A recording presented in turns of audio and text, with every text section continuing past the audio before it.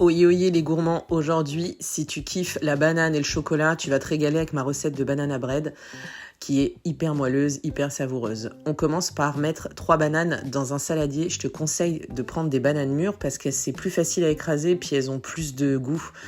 Ensuite, tu rajoutes 2 œufs, de la compote de pommes sans sucre ajouté ou allégé en sucre.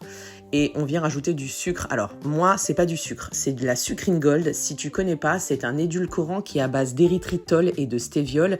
Et du coup, c'est très peu calorique puisque, comme tu peux voir, il n'y a que 6 calories pour 100 grammes. Ça ressemble à du sucre roux et c'est un petit goût un peu caramel à la cuisson. C'est vraiment très bon.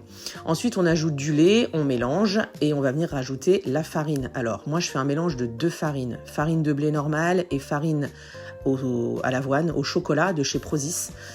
Qui est sans sucre également. On ajoute un sachet de levure, on mélange et on ajoute, pour la gourmandise bien sûr, des pépites de chocolat.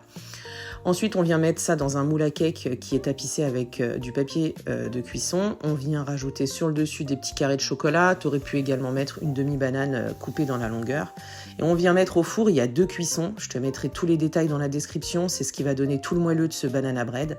Moi, j'ai attendu qu'il refroidisse. Je me suis coupé une part et regarde ce moelleux et ce fondant. Bonne dégustation et abonne-toi pour plus de recettes. À bientôt.